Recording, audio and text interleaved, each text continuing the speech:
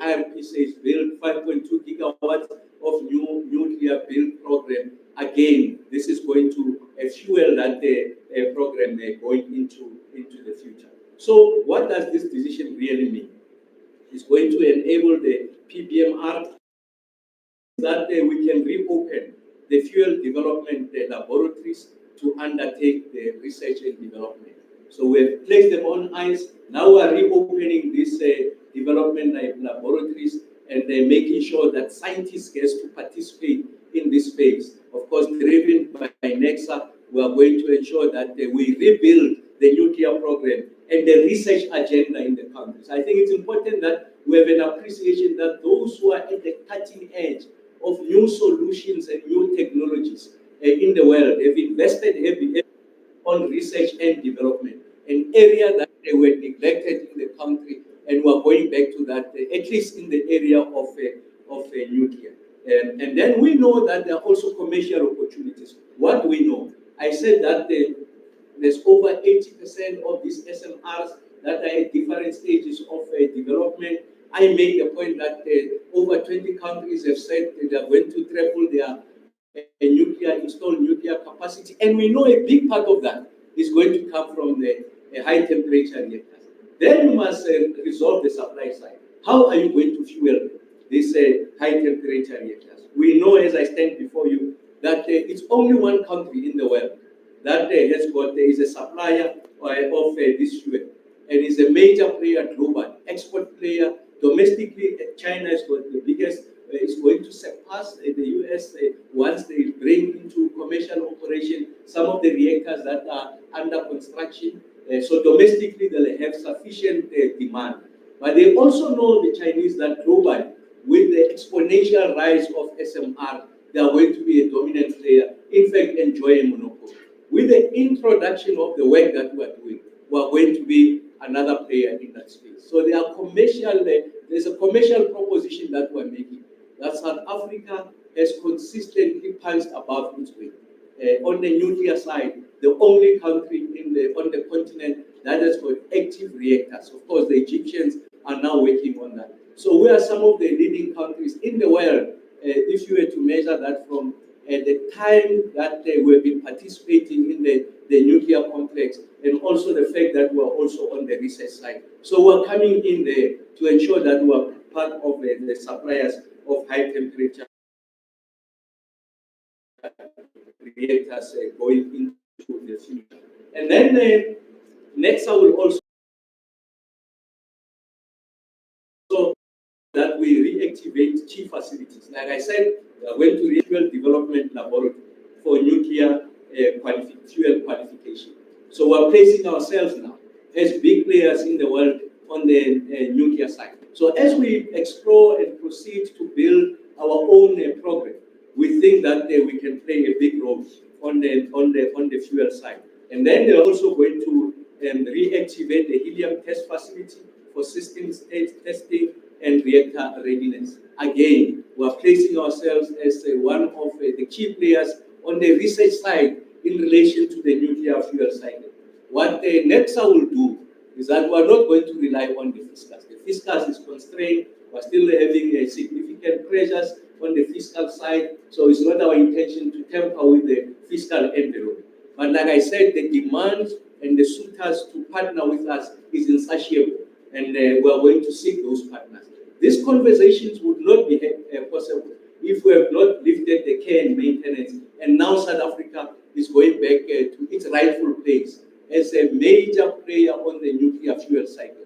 And we are confident that over a period of time, will be a dominant and indispensable player on the nuclear side. And of course, what the NEXA will do what we call vendor identification, the players that are already playing in this space. We have lost time because over that period when we close place care and maintenance on the PBMR, it meant that we have lost significant amount of time. We have lost about 16 years of development, so we've got every ambition of catching up. Catching up means that partnering with those who remain in the space and ensure that the benefits are symbiotic, they are mutually reinforcing.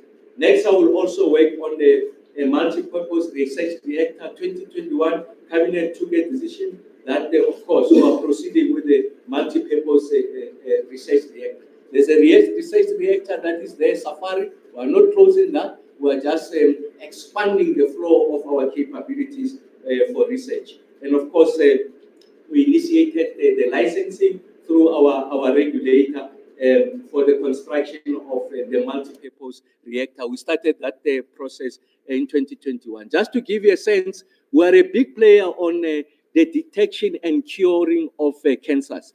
The field of medical science that is concerned with cancers, that is oncology. Nexa is a big part. We have New Mary here. They are doing medical applications. We account for about 20% of the supply of isotopes across the globe. So we're not looking for nuclear simply for purposes of electricity generation, but also for purposes of medicinal purposes, the issues of oncology. We have completed the feasibility study. The report was approved in 2024. And of course, we have given Nexa the money, 1.2 billion rand as seed capital, and Nexa will syndicate other players to ensure that we are able to build our capabilities. So the point I'm making is that South Africa is now announcing its ambition that first we are going to build our own domestic generation from nuclear, the 5.2 gigawatts, and then we want to play globally, and that's why we lifted the care and maintenance on the PBMR. And then the other thing, as I complete, is that we need to store this spent fuel and also nuclear waste somewhere. It must be safely stored so that it doesn't undermine like safety of people because it continues to be reactive nuclear even after the spent fuel. So we have established an entity called NRWADI. NRWADI is meant to ensure that it comes with disposal solutions for all classes of radioactive waste. So this entity, detached from Nexa, detached from Eskom, must find ways of safely storing this waste. We know Eskom is spending a lot of money on site storage of the nuclear waste at Quebec. We want to remove that waste from Quebec and place it somewhere else. And of course, NRWADI is doing that. So what is NRWADI doing?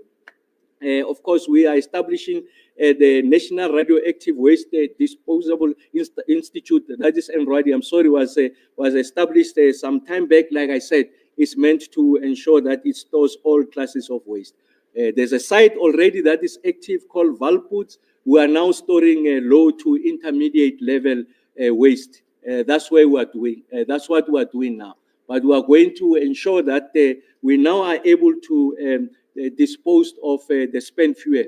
That which is at Quebec, I did say the point that Quebec now, the 2 units will operate until 2044. So it's important that the spent fuel gets to be stored off-site, and that's what NRWADI will be doing. So we are going to be investing up to 2.1 billion rands for purposes of establishing what we call the Central Interim Storage Facility, which will be designed to also store the spent fuel. And then over the long term, we want to have what we call the deep geological repository. Already, NRWADI is doing the siting again on Valputs. There's only one country that has got the deep geological repository. We want to follow on the footsteps of one of the country that is already leading. But in the interim, we are working on the Central Interim Storage Facility. I'm making this point just to illustrate that we are addressing the entire fuel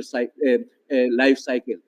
From the cradle, of course, participating in the fuel cycle. We are looking at partnering with some of our neighboring countries for uranium, the enrichment of uranium as a fuel that is going to power our nuclear program. And like I said, we want to participate in the entire nuclear fuel cycle.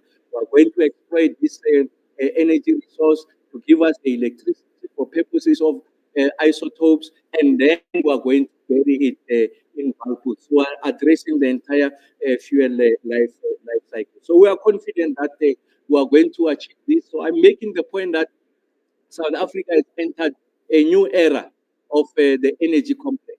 So again, the fossil fuels will continue to power electricity demand, but we are gradually transitioning at a pace and scale that the country can afford to cleaner forms of energy, cleaner form of electricity generation, and nuclear is a big part of that. We don't just end at that. We've got an ambition to contribute to the development of SMR globally. We know that one of the fastest growing new installed generation capacity in the world. I think it will only be second to renewables, that is wind and solar PV. We think that nuclear is going to be a big part of that. We want to participate in the fuel, especially on high temperature reactors. I made the point, it's only China that is in that space. Now we want to assume our rightful place. So the era of nuclear is now part of that complex that has evolved, and the South African energy complex is entering a new era. We will not be left behind. We have made mistakes before, and those mistakes led to load shedding. When in fact we could have built our nuclear program, of course it was soiled by the procurement process. There were no issues around technology. Now we want to clean that and ensure that not only electricity generation, but also in the fuel cycle, create the jobs, industrialize, ensure that we build up and bolster our research and development capabilities so that as we grow this economy, we're introducing new skills, high-end skills, we're able to service the continent and its ambition to industrialize and ensure that we address the electricity hunger of 600 million people on the continent. Our ability to beneficiate minerals that are going to support the decarbonization agenda. A big part of those minerals are on the continent. They'll need base load. That base load must be clean. We know that the answer in part is nuclear, and South Africa will want to be part of that solution. I'll leave it here. Thanks.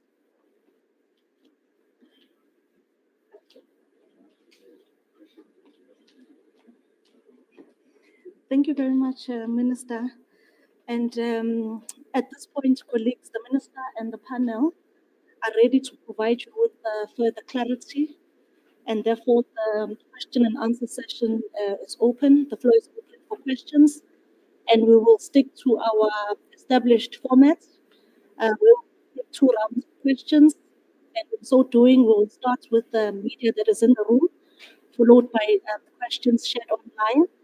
And then please do introduce yourself and the media house that you represent when you pose your question. So by a show of hands, are there any questions in the room?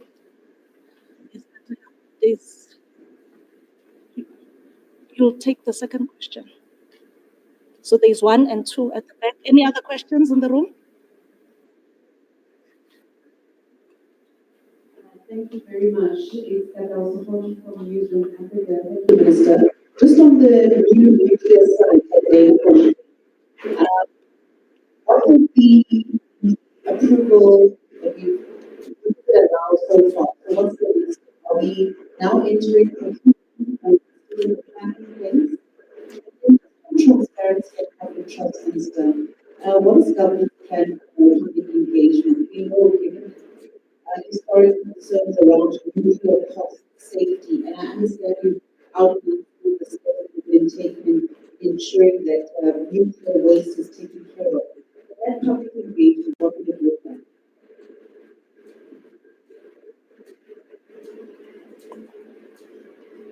Good morning, Minister. Sorry to be this is one question on just energy transition. Germany announced that it's cutting yesterday. Can you hear me? Sorry, Germany announced last night, this is a climate fund, announced cutting funding, climate funding last year, 30. Just in terms of the EU funding for South Africa, billions of dollars being committed. How is this likely to impact on South Africa's just energy transition if Germany, which is one of the biggest funders, is pulling out climate funding? Thank you. Are those all the questions in the room before Nagalani takes us through the other questions? Thank you, Zagan. The first question is from Martin Town. The question is, you confirm if there's a timeline to start the construction of the nuclear power station in 2020. That is the observation that we have so far. Thank you. Thank you, please, for those questions. The Minister will direct how the, or who responds to which questions next.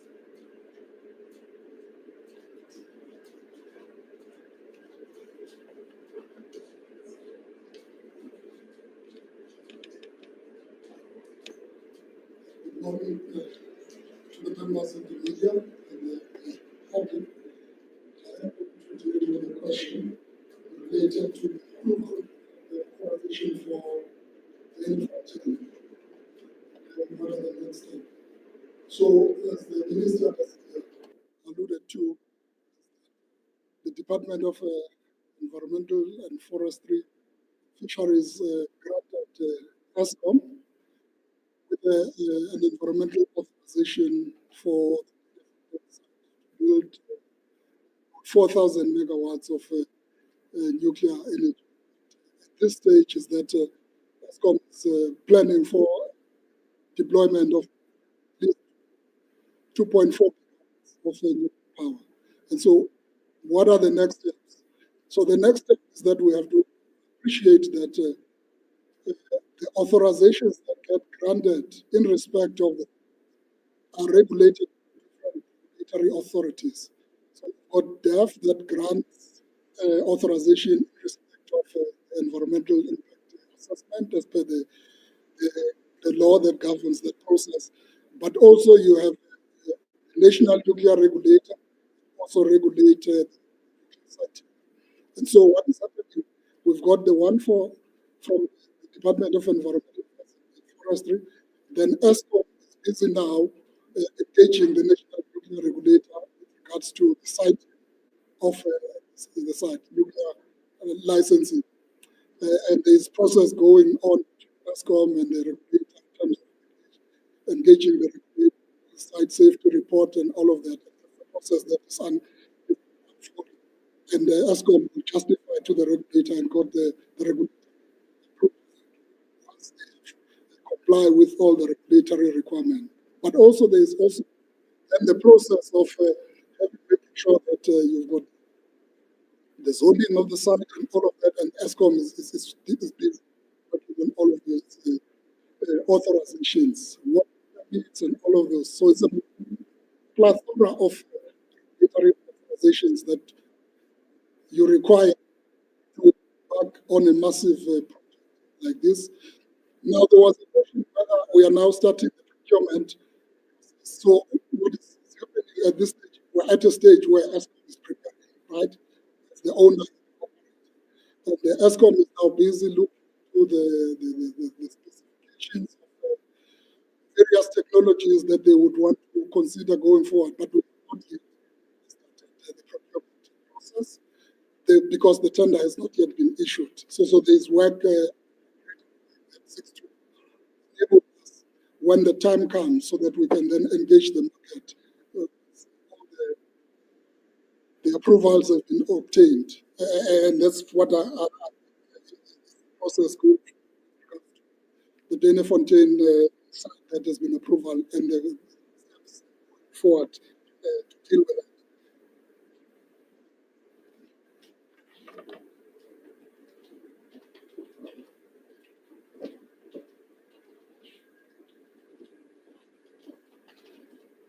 Good morning to the members of the media and the public at large. From my side, I think whilst the questions do relate to Dene-Fontein site under ESCOM, we congratulate ESCOM for the approvals that they have received in the recent past, and we support them as next. However, it would be amiss for me not to welcome the cabinet decision that the minister is making as the main point of convening today. And as next now, what we are doing is to take and embrace the new era that the minister has told us, ushering South Africa into a new era of reactivating the entire nuclear fuel cycle in South Africa.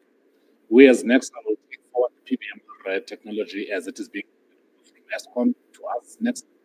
We'll also take forward the initiative of, whilst uplifted out of maintenance, we'll start with low-hanging fruit of utilizing the physical assets that already exist at the site in the form of the fuel development laboratory where we'll start producing the fuel that we've done in the past of the highest standard for the PBMR type designs.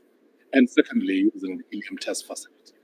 Whilst in parallel, ensuring that we are looking at the IP that we have mothballed since 15 years ago to see what remains of it and how we can partner in the next stage. So ours is to notice and acknowledge the path ahead in terms of partnering, looking for a suitable partner, and making sure that we resuscitate this technology and ensure that we bring most desired benefits for South Africa and the continent at large of energy security, decarbonized energy, process heating is also clean, as well as ensuring that we provide affordable and clean energy to the society. Those are the key comments I have. Thank you. Thank you, colleagues. Maybe just to Katleho's question, as part of the extension of life for Kubek Unit number 1, and now Kubek Unit number 2, the National Nuclear Regulator would have engaged in extensive public consultations, especially the affected communities there, just to have an assurance it's Kubek is safely operating. But if there are any concerns that requires the attention of the regulator, of course, the regulator will insist as part of the licensing conditions for ESCOM to address those. So by virtue of the fact that they have received the license, it means that the regulator is more than what ESCOM is committed to from a safety point of view. And I must make the point that even when you, as Jim Bambo was making the point, when you go into more the virgin side or greenfields new build program, we have from an environmental the approvals for different day, and once you want to go into construction again, rigorous requirements from a safety point of view. And of course, the cost, you are absolutely right. It's something that gets to be answered, like I said, when we will be coming out now with a procurement program, and we'll be able to share the rest of the country how we going to address those. So those are valid issues, and of course, it's important that we subject this exercise to a much more transparent and robust public engagement, because that's what harmed the past process. And then the question with regards to Germany scaling down on the jet funding, I must say that I'm not familiar with that announcement, so I'm working on the assumption that indeed the Germany made that announcement, and I have no doubt I have no reason to doubt what you just shared with us. Of course, it will be devastating.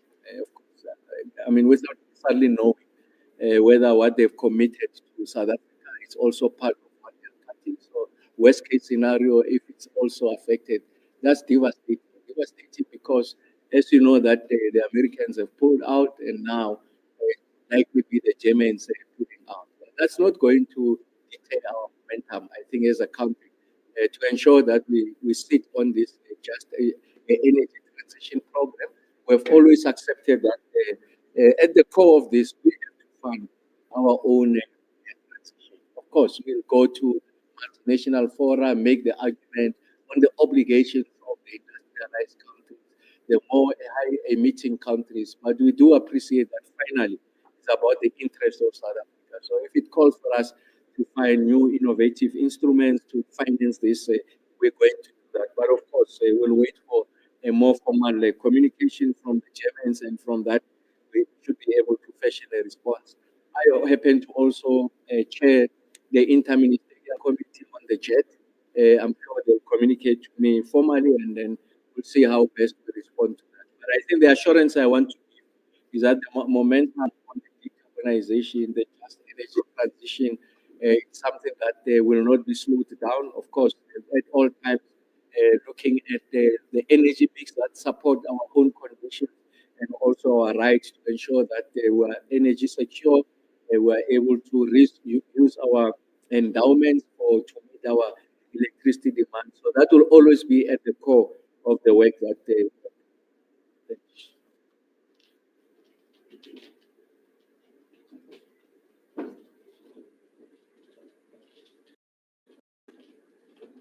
Morning. There was a question relating to public participation. with regards to radioactive waste management. I think, yeah, as the Minister indicated, that we have the National Radioactive Waste Disposal Institute, which is independent from the waste generators. And that is in line with international best practice. So Nradi have joined the club of 10 independent waste operators in the world, independent from your waste generators.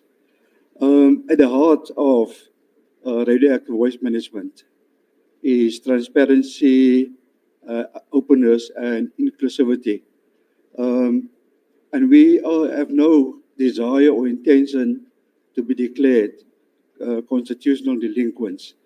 In terms of Section 195 of the Constitution, it speaks about transparency, public participation, um, in terms of giving our stakeholders the necessary information so that they can meaningful participate in any progress or program. So yeah, we are a constitutional democracy and we have no desire to be declared constitutional delinquent. Thank you.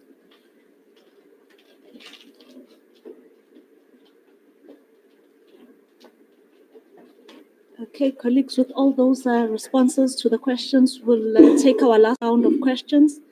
If there are any follow-up questions or new questions, please feel free. And we'll start in the room as we always do. So there's one. After Katla, is there any other question in the room? Okay. Just the last question. Just the last question that I was supporting here from Vision Africa. Perhaps, Minister, I think this is for you. Just in terms of education, skills, recruitment, do we have enough engineers for these projects? Are we looking at, dedicating bursaries, internship programs to our TVET colleges, universities? Because I imagine we would need quite a lot of manpower, but perhaps over the years, just securing those skills base. Is that program underway?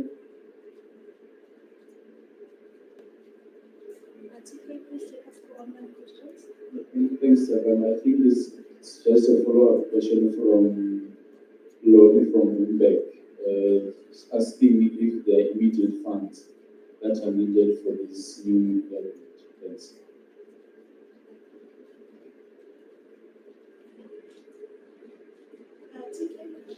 Can you please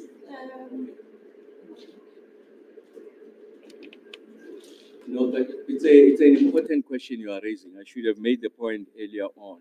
I did make the following admission when we announced the IRP. I said one of the biggest risks to the IRP is the skills that will be required to bring it to life.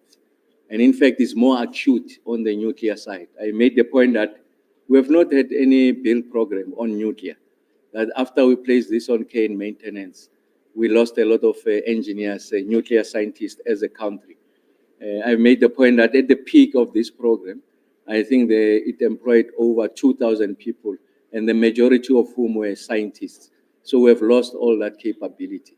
And of course, we have not seen also the pipeline of a nuclear scientist. And I had made the point that we are coordinating our efforts with the universities, and I know that ESCOM and NEXA in the various respective capacities are also looking to build a pipeline, but really it was less on ESCOM side, on the nuclear side. But what we try to do is to coordinate our efforts so that we are able to address the entire skills ecosystem that will be required to underpin the IRP and also the issue. So that's the biggest risk. But as a team, we see it differently. Is that yes, you map the risk and look at the mitigation, but we see it again as an opportunity for us now on the back of this build program to ensure that there are new skills that are being produced in the country. For as long as we don't stop the momentum on the program, because we must commit them once they graduate, they must learn and then get to a point where they're able to stand independent as engineers. So it's a function of the build program, but we also accept that I don't think that will generate domestic and over a sustained period to accommodate them. And that's why earlier I made reference about the opportunity on the continent. So we want to be the center of the capacity that is going to support the transition of the continent from transition in this instance when we beneficiate that new generation capacity if it comes from nuclear, and these countries are building their own capacity. We want to support that transition from the fact that they are now looking at cleaner, greener forms of base load. Is a big part of that. We want to support that. So we see the opportunity less as here at home, going into the future part of the continent. But we need to stimulate them by ensuring that there's domestic demand and we invest in those skills and we're able to determine the agenda going forward. So that's a big part of that. So thanks for raising. So the point I'm making is that we're designing plans for that. Now the cost for the new build, the new program, like I said, we will announce them at the right time. There's a panel with place that way that's advising the minister, and then on the conclusion of that, we announce our build program, the 5.2 gigawatts that is in the IRP, and how are we going to roll going forward. But I think the lifting of can maintenance of PPMR expands as the flow of technology solutions going into the future that is going to support our nuclear agenda. But once more, thank you very much, and thanks.